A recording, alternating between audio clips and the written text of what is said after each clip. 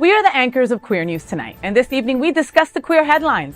Oscars 2024 celebrate LGBTQ plus representation with 6 acting nominees and Billie Eilish's win for What Was I Made For and Ken Kissed a Boy. George Santos shocks everyone by re-entering the congressional race despite expulsion. Facing Nick LaLota, he vows conservative revival amid misconduct allegations.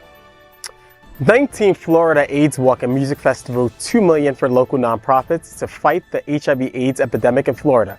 Todrick Hall shows support for the cause by performing at the event. Renowned actor Marcia Harden talks to CBS Sunday Morning about her passion for pottery and commitment to LGBTQ plus activism inspired by her queer children. GLAAD poll reveals LGBTQ plus voters' impact in November election. 83% intend to vote. 68% favor Biden. Will this help Biden? Good evening, everyone, and welcome to Queer News Tonight. This is the world's first and only LGBTQ plus daily evening television news broadcasting live and then available on demand. Available on all smart televisions, including Roku, Apple TV, Android TV, Amazon Fire TV, Twitch, YouTube, and Facebook.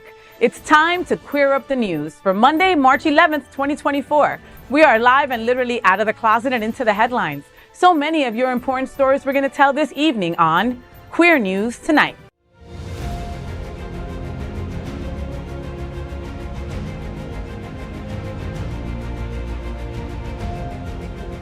This is the world's first live daily LGBTQ evening news show, literally out of the closet and into the headlines on Queer News Tonight. This is the world's first and only unedited live LGBTQ plus evening news show. Whatever happens unique in the LGBTQ plus news, you will see it and hear it. Hotspots Magazine, Happening Out Television Network, is a nonprofit 501c3 media company in the same model of PBS and NPR, but designed for the LGBTQ plus community. Our mission is to support the 10 pillars of our LGBTQ plus community. We want to inform and educate the key issues of our Black community, Latino, lesbians and queer women, trans students and youth, seniors, HIV/AIDS, healthcare, business, social justice, and faith. Help us support our community. We are part of one of the largest LGBTQ plus nonprofit media companies in America, Hotspots Magazine and Happening Out Television Network. In 2024, our magazine is celebrating 40 years of the LGBTQ plus experience, and our television news, talk, and entertainment shows support our mission to educate the LGBTQ plus and broader community. That's right. So let's meet our panel. Tonight's anchors at Queer News Tonight. Let's welcome Dr. Edward Summers. He's the executive director of Pride Lines, Miami's LGBTQ community center. He served as a primary therapist and program director at Eye Care Treatment Center in West Palm Beach. And he also is the founder and CEO of the New York-based nonprofit, The Thinkubator. Welcome, Dr. Summers. How you Thanks. doing, baby? Good. It's good to be here. Good to see you. Good to So see you I as well. know that Pride Lines is going to host Fab Fridays, and March 15th, you will have a St. Patrick's Youth Celebration. Tell me what's happening. Yeah, so the team came up with some an alternative, essentially, to what we know as St. Paddy's Day. And so it's going to be a day of art and crafts mixed in with some group conversations. So we're very much looking forward to it. I love it. Are you going to make green lemonade or anything like that? I believe they are, yes. Okay. Everything green. Everything green. You got to celebrate. Green. Yeah? No, in a no. sober way. Very For good. young In a people. sober way, yeah. And it also, like, when you put green everywhere, you're also manifesting money. Yeah. You could do Love great that. green eggs and ham and have someone and like a drag queen reading it to children. I know. Wow, so That's a many great ideas. idea. Because we're in Good, that's Florida. actually- What else would you do? So That's many right. That's true. ideas. That's Next right. up, let's welcome the man with all the ideas, Mr. Glen Weinzimer. He owns Bona Italian Restaurant in Wilton Manors. The Glen is the founder of the Smart Ride, which raised over $16 million for HIV/AIDS community, for the AIDS/HIV community, excuse me. He's passionate about getting out the LGBTQ plus vote in this critical election year. Glen, our beloved Bona Italian Restaurant on Yes. Wilton Drive is getting ready for a sidewalk expansion to introduce dining al fresco and wine Thursdays. Tell me what's happening. Well, it's Wine Thursdays. You get 40% off of the bottled wine in the restaurant. There's some really good wines on there. And if you don't want to actually spend the money during the week, it's a good time to try something new on Thursdays. But more importantly, they made some adjustments to the crosswalk in front of Bona Italian Restaurant. And as a result of it, the lane to nowhere and the parking spots became a huge patio. So I believe we have the largest patio on the drive right now. It's 20 feet by like 14 feet. So it is huge. We haven't figured out exactly how much of it we can take over. So we've got some logistical challenges, but it's going to be great. We're going to look at getting some planters and some large trees and see what we can do to expand our service out onto the drive. I love that. So, You know that Bona is my Italian, like heaven. Okay, everybody knows that. But I also have a lot of friends on the drive that are always out with their dogs and want to go to Bona with their dogs, and now they'll be able to do that with your outside patio. Yeah, that's great. We've got a couple of favorite dogs that dine with us now outside. We have the two little tables and stuff, but no, it'll open it up to a lot more. Congratulations. Thank you. Look forward to it about for sure. Next up, let's welcome Maxx Fenning. At 17, he formed the nonprofit PRISM to promote LGBTQ plus inclusive education and made sexual health resources accessible to youth in South Florida. He is a senior at the University of Florida. How are you a senior already? Didn't you just start like last year? No, you didn't. And I graduate this semester. Oh my God, I'm so proud of you, Maxie. So we're also getting really excited about Miami Beach Pride. That's coming April 12th through the 14th. Billy Porter was just announced as Grand Marshal of the parade, and he's also headliner, so he'll be performing as well. Tell me what's happening with PRISM and you guys. Are you guys going to be there again? Yes, absolutely. This will be, I think like our fourth Miami Beach Pride. We're going to be tabling. We're going to be chatting with the community in Miami Beach. And then we're also going to be walking in the parade. Listen, we love a good chant. And y'all haven't seen me until you see me on a megaphone. Okay, what's your chant? Tell us. I like races are for blackboards, not for people. I like, don't say gay's a classic. Don't say trans is a classic. Show me what democracy looks like. All of them. Yes. I got you. So I'm excited to see people chanting. If you want to walk with us in the parade, you can check out our website, www.prismfl.org, and then scroll down to the bottom to upcoming events. That's what's up. Thank you, Maxie. Next up, let's welcome Gregg Shapiro. That's Gregg with 2 G's, baby. Gregg's 9th book, Refrain in Light, was selected for the Poetry Mutual 10 Best Poetry Books of 2023. His entertainment coverage, including celebrity interviews, runs in a variety of print and online publications. Gregg, you've been talking about It's D Lovely, right? Jeff Harner sings Cole Porter at Delray Beach Playhouse on March 25th. Tell me what's happening. Well, it seems like South Florida is having sort of a cabaret show tunes renaissance. Last night I went to see the divine Melissa Errico at the Aventura Arts and Cultural Center. And from March 25th to the 28th at Delray Beach Playhouse, award-winning vocalist Jeff Harner presents his Cole Porter tribute. This is his most recent album, which was a Cy Coleman tribute album, which is fabulous. But he's really great. And if you want, you can read my interview with Jeff at outsfl.com. I love that. Okay, so that awesome. and was it a good interview? Were you happy with it? You liked really him? Sweet. It's really fun. And he's friends with Ann Hampton Calloway. Yes. They grew up together, and Liz Calloway. So there's like this. Did he hum a few tunes? He's got a nice voice. But did he hum a few tunes for you? I didn't ask. Missed Missed opportunity. opportunity, Come Gregg. on. Wow, we look Greg, forward we to had it. Even such though higher expectations for you. no, Come on. you got us nothing, Gregg. And you didn't even bring anything to play that with. I'm saying you always bring the props, and I I love him. I love it. I can hide my face easier. And of course, let's introduce tonight's lead anchor, FayWhat. She is a legendary events host, television and radio personality, and the host of the FayWhat show on Mondays at 9 a.m. and then on demand. Faye, you're going to host Transgender Day of Visibility on March 28th, 2024. Tell me what's happening. Oh my God. First and foremost, thank you so much to Tatiana Braxton and Adriana Tender over there at Trans Inclusive for the invitation to host for a second year. So please join us at the Pride Center Thursday, March 28th. Okay, Trans Day of Visibility is March 31st, but that is Easter, so we want to give you your day with your family, right? So Thursday, March 28th, 6:30 p.m. for Trans Day of Visibility, and let's enjoy music, food, entertainment, performances, and we're going to be spotlighting and celebrating our incredible transgender community. It will be a powerful night of trans joy. Okay, RSVP at transinclusivegroup.org/TDOV 2024, and I will be there hosting, and it is honestly, I'm humbly so excited to be hosting again year 2. I love you guys. Make sure that you see us there. Those women are fantastic who run Trans Inclusive. I mean, they're doing amazing work, and I love them. They're great. Yeah, absolutely. no, I mean, and just like you know, it's an election year. They are working 24 hours a day. Yeah, I mean, you see absolutely. them at every event, Everything. speaking loud and getting themselves Absolutely. out there, you know? And so when it comes to Trans Day of Remembrance and Trans Day of Visibility, we have to show up for them. Absolutely. It can't be just talking crap. We have to show up and show that we support and show that we love our trans community because we do. Yeah. So the Mackenzie Project is actually getting a group of us together to like talk about how we collaborate more and how we just work. You know, I love Jasmine. I mean, she's amazing. Yeah, absolutely. And I'm looking forward to that. You know, being the new leader of Pride Lines, I haven't had the opportunity to work with them yet, and so I'm just very excited. And you know, trans issues are an important part of Pride Lines history. You know, Jasmine Mackenzie came from Pride Lines. Okay, you know, so I'm very excited to work with them, and this is going to be a great event. Yes, it will. Yes, it will be.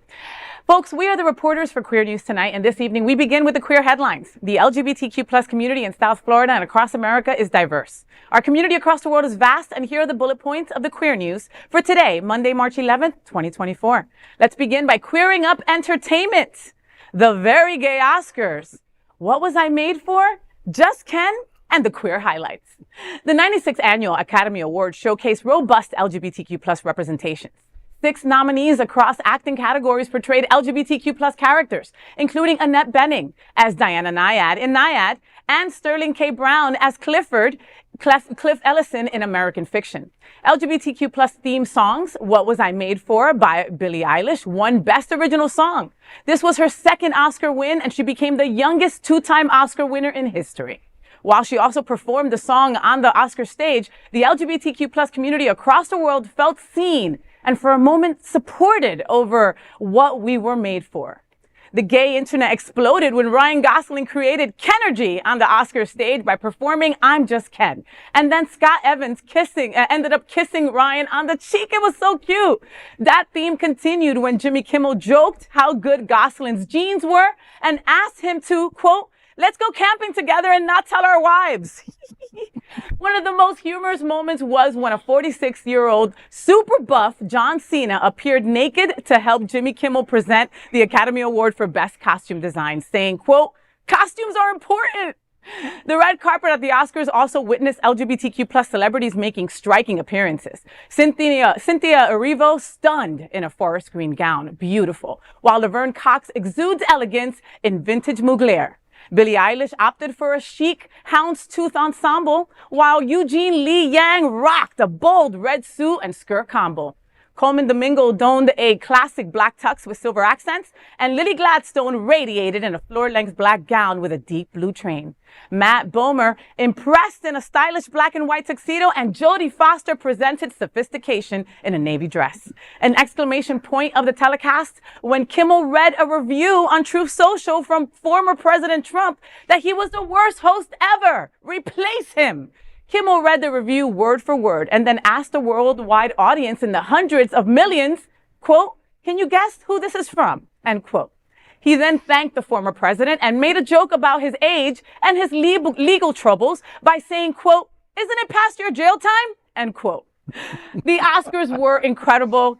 They can't make them any shorter, can they? I mean, that's the only thing that for me, you know, like if you're going to watch it in real time, you're going to have to watch it with the commercials and spend the whole 4 hours dedication of it. Yeah. They started earlier. They started at 7 p.m. instead of 8 p.m.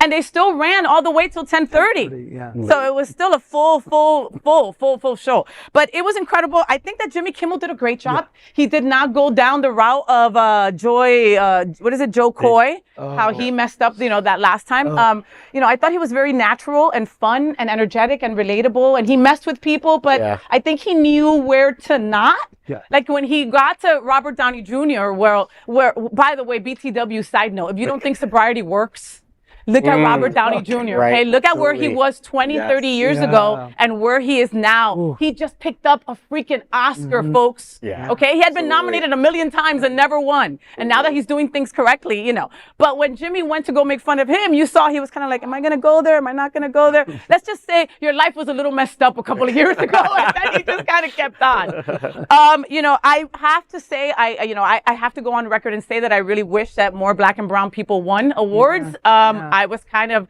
taken aback by the fact that Danielle Brooks didn't win anything. Domingo, Mr. Domingo didn't win anything. Coleman Domingo didn't win anything. America didn't win anything. Like, a lot of the people that I was really hoping to win didn't get anything. And that just tells me that I'll never be a movie buff like you are, Gregg, and talk about movies. Because every time I think a movie's going to win, they don't win anything. Yeah. I know. Well, I was actually grateful that out actors Coleman Domingo and Jodie Foster were nominated, and that straight actors playing gay characters, Fenning as Naiad and Brown as Cliff. I mean, he nailed the gay adolescence, as we call it. He really did. The late in life coming out. Yeah. I'm glad they were also nominated. Kudos also to Billie Eilish and her Oscar win. That said, some of the best and most important queer movies, Andrew Hayes' All of Us Strangers, starring out actor Andrew Scott, Ira Sachs' Passengers, which starred out actor Ben Whishaw. I watched that. And the documentary Kokomo City by trans filmmaker Dee Smith, they were overlooked. Yes. So every time we think we're making progress and we're gaying it up, I just don't think we're gaying it up enough. Yeah. Max, what did you think? I don't know. I think, I love the fits, especially our super buff John man. Cena. John Cena. John Cena was your favorite part, wasn't it? especially good. See, I'm getting flustered. I'm all red. Had an especially good outfit, in my opinion, and I thought it was just everyone naked. stunning, Yeah. absolutely It was glamorous. stunning. Little pouch. Look It at was that. a pouch. Yeah. Oh my God. Listen, that was a very small folder Yeah. to cover all of that, Was I the only one trying to look under the folder like for my TV? Maybe he No? tucked. He might have tucked. Oh, maybe. You think he tucked? Maybe I'm a just drag saying. queen taught him how to tuck. I mean, Or maybe it was just cold in there. It was very cold, I think. That you could know. be. Yeah. So it was safely So- behind the. That could be. Okay. Anything that jumped out at you, Glenn? Just seen it. Besides, Just John being Cena. That's it. You know. Freaking gay boys. Let me tell you. I think the fashion was great. Yeah. I love the fact that you highlighted all the fashion. I think it was pretty amazing. I think Kimmel did a good job, but I don't like the fact that he gave Trump any attention. He should have paid that guy no freaking attention. Why would you give him the spotlight? Yeah. Because we already know his radical right-wing folks who follow him will follow him no matter what. So whatever you said, Kimmel, is not going to work, And right? they weren't So I wouldn't watching. even. They probably weren't watching anyway, right? But I many wouldn't have paid no liberals. attention. Yeah. I wouldn't have paid him no attention. I have to agree with Edward. The second that he read that whole text, I said, why did you just give this man the biggest stage in the world today? For what? Millions of For what? viewers. No. For Like- what? But Why it you- happens every single day. I mean, why are we covering him nonstop It's on so MSNBC stupid. 24 hours a day? Yeah. I mean, we even talk about him here. Yeah. Right. Like, we give him too much acknowledgement. He doesn't deserve it. And I feel like the press in many ways got him elected last time, and we'll get him elected Please, possibly. please. Oh, no. Don't- No, let's not go there. Can I finish my Oscars? Because Yes. I'm about to throw up. Yeah. I am Ken. I loved Yeah. Ryan Gosling's performance. If you haven't I love seen Ryan it, Gosling, please. go look it up on YouTube. But the man sang like himself. It was not a track. It was not anything. Again, the boy could sing. He can He sing. could blow. And, he looked beautiful doing it. He can and blow? In No. what ways No. you want? And doesn't it remind you something of like Marilyn Monroe's Some Like It Hot or something? You know that one was she's with the pink dress and the bow and all the boys? Yeah. That's what it looked like For to sure. me. A real, He's real gorgeous. show He is tune, beautiful. Real showstopper I- number. Yeah. But also Scott Evans, isn't that Chris Evans' gay brother? Yes. Oh Which my is- God. yes, it's Chris Evans' I just gay put it all brother. together. Yes. Amazing. Okay, so the Oscars were gay. They could have been Yeah, a little more a little gayer, more. and they could have been a little bit more black and brown. Okay, Yes, now you agreed. know everything. Now you Agreed. don't even have to watch. That's right. All right, let's move on. Next, let's career politics. It's true. Disgraced gay George Santos announces he's running for Congress again. Former U.S. Congressman George Santos has shocked the political arena by announcing his bid for Congress. He is breaking his earlier promise to step away from politics. During President Joe Biden's State of the Union address, Santos declared his intention to challenge Republican Nick LaLauda in New York's 1st Congressional District. In a fiery statement on X, Santos accused LaLauda of being a rhino and vowed to bring true conservative representation back to New York. Rhino is an acronym for Republican in name only. This announcement comes despite Santos's expulsion from the House of Representatives for alleged misconduct and representation of his background. Santos, a gay Republican, faces intense scrutiny for his past actions, including accusations of defrauding donors and misusing campaign funds for personal expenses, including buying luxury items and OnlyFans subscriptions.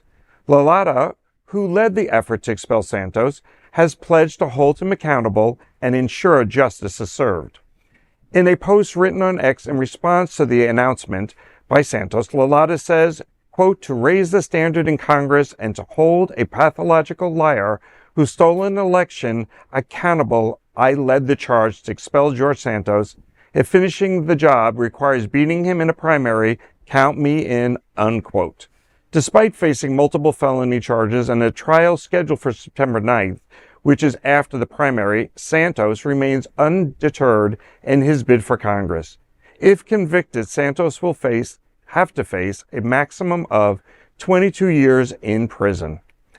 I don't even know where to begin with this. It just it blows my mind. And the fact that he thinks that he can win a second term in New York is outrageous. Yeah. It's crazy. And he's nuts. He is nuts. And he lied through the whole first thing. He's got nothing to stand on. Yeah. He's got nothing that he can say, I can prove all these statements wrong. Everything was proven that he is certifiably nuts. And it just, it just makes me crazy, and it's just a state of our political situation right now. Yeah. And the fact that he can even be allowed to run. I mean, it's thrown out by his peers. It's insane. But to your point, Glenn, the fact that he thinks that he's going to win on Long Island, despite Long Island having some conservative parts, people are rational though. People are a little bit rational, a little bit more rational on Long Island. I lived there. I lived in Port Jeff for a little while, and so people tend to be a little bit more rational in things like this. I don't think it's any way possible for him to actually win this. I mean, people will hold what he did. He lied. You're a big freaking liar. He's a huge liar. Let's think about all the lies he said. He said he had family members that died in 9/11. He said he was Jewish. He started a GoFundMe for a dog that didn't exist that supposedly was sick.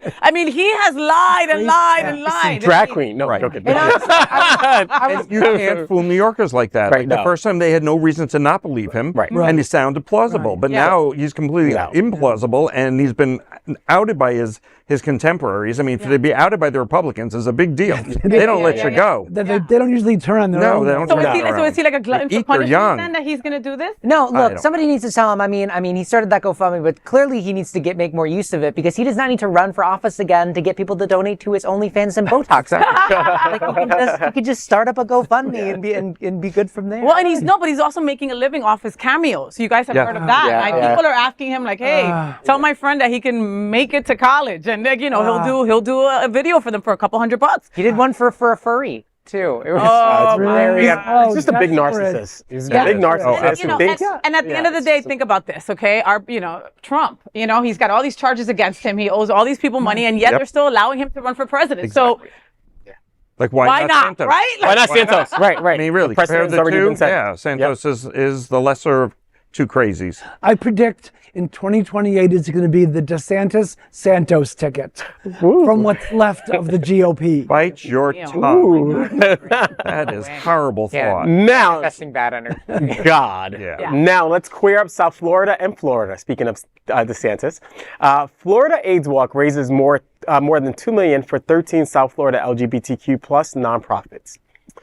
The 19th annual Florida AIDS Walk and Music Festival, held on Saturday at Fort Lauderdale Beach, proved to be a resounding success as it raised a staggering $2 million for 13 local HIV/AIDS nonprofit organizations. Hosted by AHF AIDS Healthcare Foundation in partnership with music festival entertainer Todrick Hall, the event attracted over 2,000 attendees and garnered significant support for crucial HIV/AIDS services in South Florida's community. Hall's involvement highlighted the event's mission to raise funds and awareness for HIV/AIDS services in the region. Tracy Jones, AHF Southern Bureau Chief, expressed gratitude for Hall's advocacy and emphasized the event's significance in addressing the devastating impact of HIV/AIDS in South Florida. The festival featured a 5K walk, concert, and informational booths on health and wellness services. Apart from family-focused activities and performances by singer, songwriter, DJ Citizen Jane, iHeartRadio's Kimmy B served as the MC for the event, with iHeartRadio as the official radio partner. The event's beneficiaries, including organizations Afro Pride Florida, Aqua Foundation, Broward House, Equality Florida, Latino Salute, the Pride Center at Equality Park, Pride Lines, and SunServe, among others, will benefit from the funds raised to continue their vital work in the community. Florida ranks in the top 5 for new HIV diagnoses, with several cities grappling with high infection rates. Events like the Florida AIDS Walk and Music Festival and the former Smart Ride help combat the epidemic and support those impacted. Fundraising for the event continues through April 30th. So it appears that AHF Florida AIDS Walk will reach an all-time record in donations to LGBTQ plus charities and nonprofits. Wow, it was a great event. Of course, Pride Lines, the organization I represent, is a beneficiary. We walked, we had great support, but it was overall just a great day. We had great weather, although I think you got a tan there. Sorry, I had to point it out. But it was an overall great event. When I think about this event, I think about the important work that we're all doing. Despite the misnomers, the virus is still here. And the fact that Florida is leading. Yeah. We're in ground zero basically. Aren't we Florida. number 1? We're number 1 in the country, Florida for a new and Woohoo! And Broward and Miami-Dade lead the pack on that. Broward and Miami-Dade lead the pack, and then Liberty City, where Pride Line's just located, our main headquarters, is ground zero for it. While it was a great event, we raised a lot of money for the organizations. It's still a major issue, and I appreciate the awareness that was raised from the event, and the fact that the community came out to support it. It was a great event. Right, and it's amazing to see the people on stage talking about HIV/AIDS. Right, Todrick Hall making a big speech about it, and even Eric Benet. Eric Benet, I didn't even, I knew Eric Benet as the guy who cheated on Halle Berry. That was how I knew him until he got on stage. And then I was like, oh, wow, he's amazing. But he even talked about his journey, and people that he knew. It was just so important. Glenn, how does this wash over you? Smart Ride, AIDS Walk, very similar, the community that they're fighting for, that they're raising all this funds for, and just how much it entails to put something like this together, I am most impressed by the number of agencies that benefit from this, and for the fact that the community came out. The money is important, but in many ways, the money is a side to the difference that awareness and it makes. 13 to 23-year-olds are at the highest risk of getting it. If you're a Black or brown, Latino, you're at a much higher risk within those groups. And so when you look at our youth and stuff that are not getting the education in our schools, why are we number 1? Look at the state that we're in. Where you can't say gay, where there's no GSAs after school anymore, or they're limited. Where is someone getting sex education? Even before DeSantis, it was all about abstinence in the schools. That's not the reality of life. And so when these folks are not being taught anything in the schools, and not being made self-aware, and are not living their true selves, you're bringing in a greater chance of people getting infected. And doing things like the AIDS Walk, or what will the new version of what Smart Ride will be, those are really important to get the word out, because even without the money, getting the word out at least gets people aware, and they can Google what they need to Google, hopefully learn something from friends, and these organizations are there to help. So I'm a huge fan of anything that's going to make a difference and continue the HIV awareness. And something, I'm getting goosebumps because I just remember turning around, right? Well, I was walking with SunServe and turning around and seeing everybody that I respect from every organization I respect, right? Seeing Pride Line, seeing Aqua Foundation, seeing Latino Salud, seeing SunServe, seeing, who else did I forget? Flock Fest, Trans Inclusive, Dolphin Dems, if you just name a nonprofit that we're constantly talking about and fighting for, they were there with all their friends and family. Right. And everyone's embracing and raising that level of awareness, which is so important. Glenn, you bring up a great point, excellent point about the community and the fact that you have 13 agencies there. It's not similar to the Smart Ride, but the fact that you have 13 agencies collaborating, building a sense of community among the agencies as well. That's pretty powerful. It is. And our impact is pretty powerful in our communities. It's great. And it's great that in organizations we really care about. Well, and you still have time to donate, so make sure that you go on over to AHF and you can still send in some money, okay? Until April 30th, Until April 30th. And the big thing too about this is that, money raised up until $500,000 gets matched by AHF. Dollar. Not every organization is dollar for dollar. Okay. Bitter, but okay. Bitter, but hey, you learned it here first. Thank you for Exactly. that. What's up next, Max? All right, next, let's queer up students and youth culture. Marcia Gay Harden on protecting LGBTQ plus children, including her own. Marcia Gay Harden, renowned for her as a versatile actor, opened up over the weekend about her life beyond the spotlight in a candid interview with CBS correspondent Seth Doane for CBS Sunday Morning. Harden, an Oscar and Tony Award winner, is known for her dedication to her craft rather than seeking celebrity status. In a rare glimpse into her personal life, Harden shared her love for pottery, a passion cultivated during her Broadway days in the 1990s. She talked about what she experienced during the peak of the AIDS crisis. She embraces her down-to-earth persona as described by her daughter Eulala, and reflects on the joy of working with clay at the Faenza Art Ceramic Center. She also talked about her latest role as lawyer Margaret Wright in CBS So Help Me Todd. Despite her success, Harden remains protective of her private life. However, Harden recently took a public stand for her family, revealing that all 3 of her children identify as queer. In a recent interview with People, she expressed that her commitment to activism stems from her children. Eulala, age 25, identifies as non-binary, while Hudson, age 19, is gay. Their twin, Julita, embraces fluidity in her identity. Harden publicly shared this revelation during the Drag Isn't Dangerous telethon. Reflecting on her journey, Harden acknowledged the profound impact her children have had on her understanding of gender nonconformity. With her children as her inspiration and guides, Harden remains steadfast in her commitment to advocate for LGBTQ plus rights. All 3 of her kids identify as queer. For which I've been accused of being a groomer. You know, wouldn't we all be so lucky we could just groom our little children to be whatever? Like, it's such as if people's gender identities are able to be manipulated. My eldest child uses they, them pronouns, and my son is gay, and my youngest daughter, I would say, is fluid, understands loving a human being. So I love that about them. Wow, that's so spectacular. I think it's so important to recognize like the impact of having queer people in your life and your perception on the queer community, right? Like it's one thing to like know about a queer person, but it's another thing to like have a kid and face that and really experience that in your day-to-day life, and just the way that she speaks to that experience is just so powerful. Think about how fortunate her kids are that they have a mom or a family that they can come out to.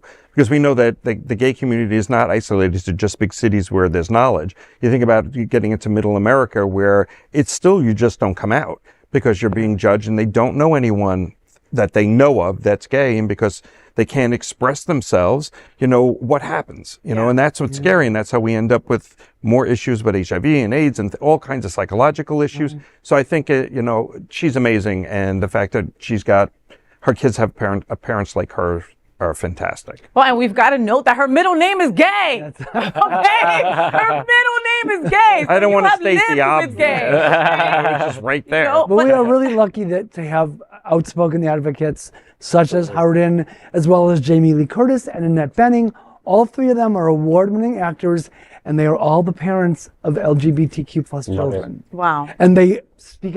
Sally Field, another one, has a gay son, very vocal, and We've come a long way, because 20 years ago, they would not have outed their kids. You know, it would have been a taboo for them and a career ender. Yeah, that's right. So we've changed, we've grown with it. And again, piggyback on what Glenn said, like those kids are lucky to have a mom that way. And, you know, and also she's lucky to have her queer kids. Yeah. You know, they're both embracing that, you know, like Max had touched on also, like, you know, a lot of parents, they find out their kids are queer and they want nothing to do with it. And they're like, no, I'm too old to learn anything new. I'm done. I'm sorry. Either you change or our relationship ends here. And that's not the case with this incredible woman. Those queer kids know they can do anything in this world. And that is a power that I can't even explain to you. If you at a young age think that there's nothing that can stop you, you're unstoppable, baby. And you're queer. Watch out, world, because Marcia's kids are coming. Yeah. And, you know, Max, you're a perfect example of that. I mean, like, we kind of forget that you're at this table. He's 10. And they're 12 years old. 12 years old. And you have parents that I've met that are amazing. And would you be that same person without them? I don't know. You know, you have to have that kind of love at home in order to be able to feed and prosper and grow. And, you know, I think it's amazing. Yeah, I think it's so powerful to be able to have, you know, a family and parents who support me and are so loving and are just so, you know, overjoyed to have me as their son, of course. I think that's just so spectacular, and I think for a sense of self and just being able to come into this world as our full authentic selves, like it really starts with having that support. So Wow. Next, let's queer up the USA view. New poll finds LGBTQ plus Americans are more likely to vote. Do you believe them? A new poll conducted by GLAAD has shed light on the significant role LGBTQ plus voters are poised to play in the upcoming November election. The survey, conducted by Pathfinder Opinion Research, gathered responses from both LGBTQ plus and non-LGBTQ plus registered voters, focusing on their voting intentions and key campaign issues. Among the key findings, 83% of registered LGBTQ plus voters expressed a definite intention to vote in November, with the vast majority favoring Joe Biden over Donald Trump. The poll revealed that 68% of LGBTQ plus voters would likely vote for Biden, highlighting a strong preference for the Democratic incumbent. The survey also underscored the potential influence of LGBTQ plus voters in key battleground states, with preferences for Biden over Trump by a significant margin in states such as Arizona, Georgia, and Pennsylvania. Additionally, queer voters expressed a clear stance against anti-trans campaigns, with a majority opposing candidates who advocate for restricting access to health care and sports participation for transgender youth. GLAAD President and CEO Sarah Kate Ellis has emphasized the importance of LGBTQ plus voices in shaping electoral politics. However, despite these compelling statistics, doubts persist regarding the impact of LGBTQ plus voter turnout. While the poll suggests a strong inclination towards political participation among LGBTQ plus Americans, the true extent of their influence on electoral outcomes remains to be seen. Well, we can't say this enough, and we say it almost every show. Please register, please vote. That's the mantra we've been reciting on this show for the couple of years that I've been here. And yes, seriously, our lives literally depend on it for the 2024 election. And if you need proof, and I don't want to cause anybody to have any nightmares, but if you have a moment, please take a look at the website for Project 2025, because it is beyond terrifying. They are no longer hiding. They are coming out and saying what their plans are, and it doesn't look good for any of us. So please take a look at it and vote. This will give you more of a reason to vote. But does this give us any kind of hope, though? I mean, 83%, that's a very high percentage. But I also know how flaky, and we're like squirrels in our community. We're like, oh my God, I have to go vote. Hey, Grindr.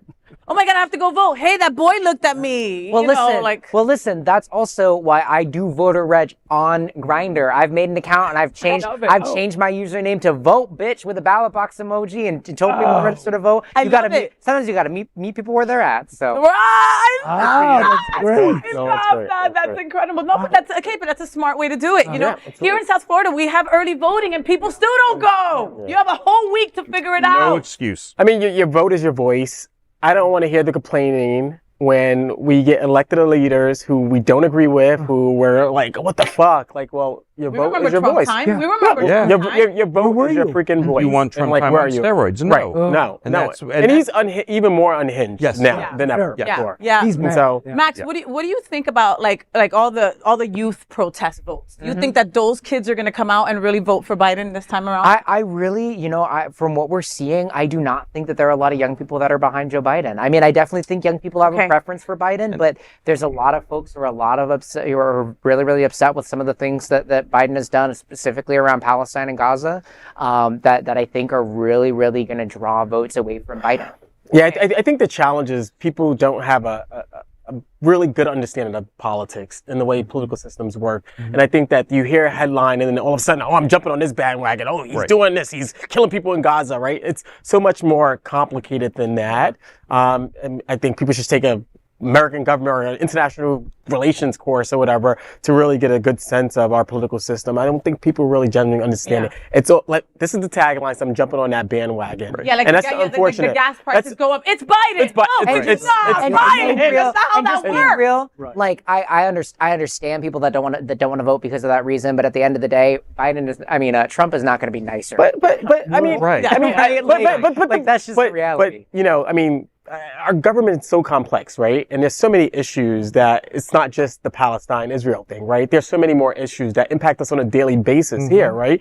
Like the economy, right? Like, I mean, I just was listening to MSNBC and people were getting surveyed and they was like, well, how's the economy? People, it's horrible underneath Biden. But guess what? Our unemployment rate's been the lowest in like 50 years. Yeah. Wait a minute. Mom and pop shops on Main Street are doing the best under Biden's economy and even better than Obama's, right? Like, and they're not they're not looking at these factors. So it's such. Trump, when he was elected last time, Muslims were one of the ones he banned from coming into the United States. So you may not like Biden's policies right now with Israel, but do you want to be banned? Like, none of us will exist. Yeah. So I hate to say it's better of two evils if you don't like Biden, but at least we know what we're getting. It is the lesser of two evils. Okay. Well, it's not the less even because Biden is nothing wrong with his policies. No. So I shouldn't have even said lesser of two evils. Right. But for some people, if you needed to choose, they don't want to. Right. Yeah. So the apathy of like, I'm just not going to vote. That doesn't help anybody. Get educated. And let's be clear too. It's too early. It's still so early. Yeah. We're the few that like think about this, but it's very, very early. Mm-hmm. When I think about Obama versus Romney, the turning point was like in the debate between Obama versus Romney. Like Obama seemed very apathetic, right? And then all of a sudden we didn't think he was going to win. And then what happened? I think something happened. I think it was like Syria or something like that. And all of a sudden it flipped, right? Mm-hmm. And then Obama ended up winning and beating Romney, right? So it's still so early to tell. Quite frankly, what ended up happening, look at Hillary and Trump, right? She was FBI, she was a shoo-in. Then the FBI 2 weeks before did the email crap, right? So yes, we want people to be engaged, right? We want people to be more like enthusiastic about this. But the reality, what happens in every election that's told us this, the weeks leading up is what's going to change people, right? People are going to get either engaged or disengaged, right? And I think that we have to really, we want to continue to educate them now, but during that month before, we have to really push hard during those times to really get people engaged. But it's going to be whatever happens in our environment. Who knows what's going to happen, right? We just don't know, and even going back to Obama, right? I think it was Hurricane Sandy that happened, right? So, and then Chris Christie and Obama was there looking very presidential, and all of a sudden the Republicans flipped to Obama, right? Like they was a little bit more keen on him because he looked very presidential during that. So it really is going to be about the environment that we're in 2 weeks or so leading up to the election. It's going to really determine what happens. Okay, well, we'll stay tuned and get educated and get your friends and fellow lovers educated too. Yes. I'll say that. But still be engaged, be knowledgeable, but it's so early to tell. So next, we are proud of our special partnership with Sunshine Cathedral, the world's largest queer church here in Fort Lauderdale. Supporting that partnership, we are broadcasting from our permanent set here at Sunshine Cathedral at the Happening Out Television Studios. We broadcast Sunshine Cathedral's Sunday International Services at 10:30 a.m.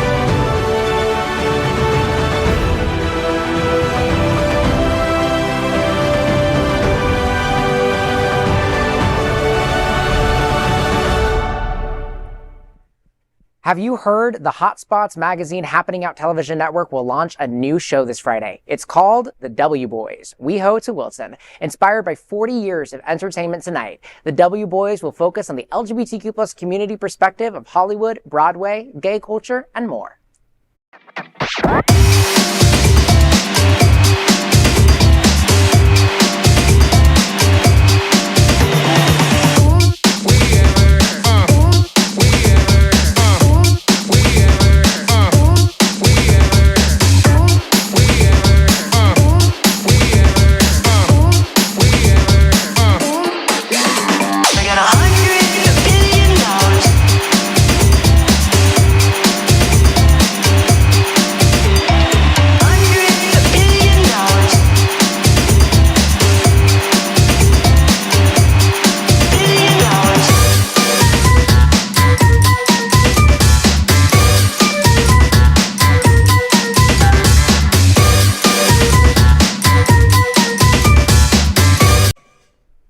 We finished tonight's Queer News headlines with a segment we call LGBTQ plus 1 Minute News. LGBTQ plus 1 Minute News. Let's queer up trans rights. Trans visibility TransActress June Raven Romero stars in the meeting of Miami's Elvis fan club. Juggernaut Theater Company presents Conjuring the King, an immersive Elvis fan club experience now through April 28th, written by Dipti Bramhadenkar and directed by Anna Margignano. The show stars Susie K. Taylor and trans actress June Raven Romero as the Elvis Fan Club President, Miami. Held at a secret location in Little River, this exclusive event is limited to 15 Elvis Fan Club members per show. The location will be revealed only to the ticket holders of that show. Tickets start at $77 with VIP options available. Each performance promises a unique journey through the heart of Elvis mania, making every night unforgettable. Dress code, wear your best Elvis look. For more information and tickets, go to juggernauttheatercompany.com. LGBTQ plus 1 Minute News. Let's queer up travel.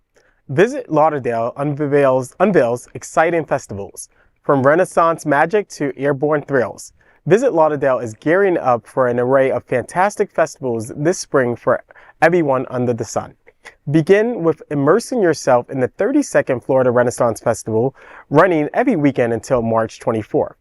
It is an opportunity to step back into time to the 16th century with blown glass, hand-tooled leather, and thrilling jousting matches. Get ready to celebrate all things Irish at the Fort Lauderdale St. Paddy's Day Parade and Festival on March 16th.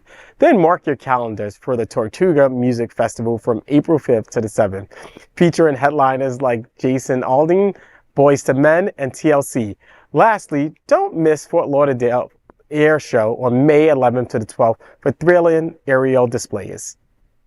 LGBTQ plus 1 Minute News. Let's queer up lesbian culture. Women of Wilton present the Dyke and the Pornstar at the Foundry through April 2nd. Get ready for an electrifying experience as Ronnie Larson and Women of Wilton presents The Dyke and the Pornstar by Bela Travis. This gripping production will run from March 16th through April 2nd at the Foundry. Directed by Nicole Stoddard, the play stars Aaron Dalton and Sandy Stock, with intimacy direction by Nicole Perry and stage management by Karen Horowitz. The lighting design is by Bree Ann Obst. This dark, sexy comedy promises to be as complex as it is hot. Women of Wilton is a division of Plays of Wilton and is committed to showcasing plays about women. This showcase is for 18 and above. For ticket purchases and further details, visit womenofwilton.com. LGBTQ plus 1 Minute News. Let's queer up entertainment.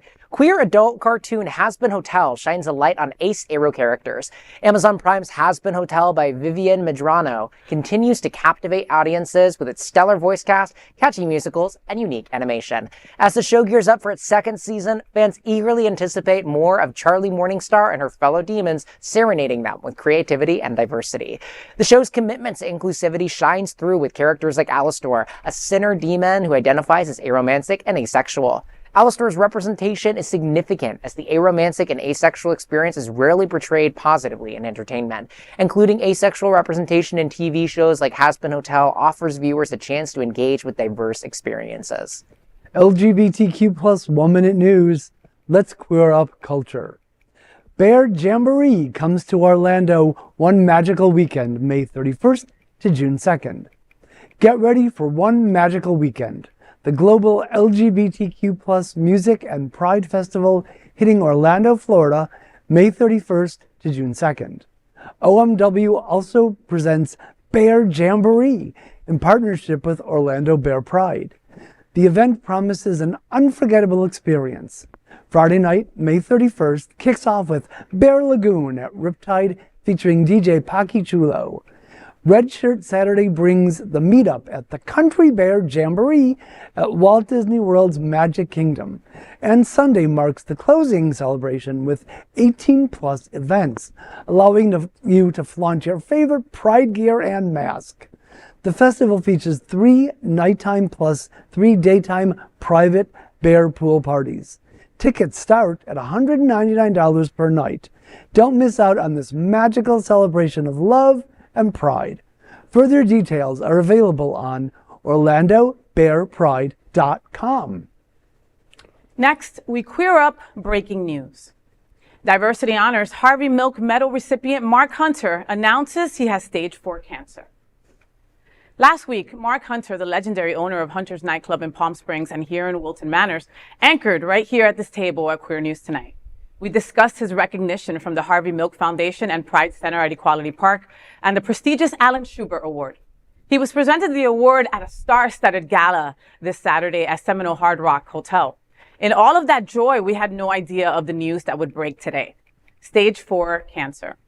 Mark broke the news himself, writing, quote, "I have prostate cancer. The doctor says I have stage 4 malignant metastatic neoplasm of the prostate that has spread to the bones and possibly the kidneys.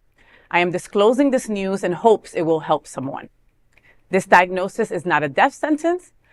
I am very optimistic that there is a 97% survival rate for the first 5 years and about the same at 10 years. Excuse me, sorry. Also, the prostate cancer grows slowly," end quote. Hunter then describes the medical and health steps that will be next, including drug therapy and the possibility of radiation and chemotherapy. Mark Hunter and Hunter's nightclub has been instrumental in countless events and social experiences for both Palm Springs and South Florida. Hunter's has been a trusted source of helping nonprofit organizations with so many needs in our community, especially since pandemic. This is clearly breaking news, but from the entire Hotspots magazine and Happening Out television network family, we are struck by the timing of this story from last week's news show and his speech at Diversity Honors when he said, quote, "One of my greatest memories will be of the stories that people told me of how important Hunter's has been to them as a safe space," end quote. He was talking about his bar. We are talking about our community hero, Mark Hunter.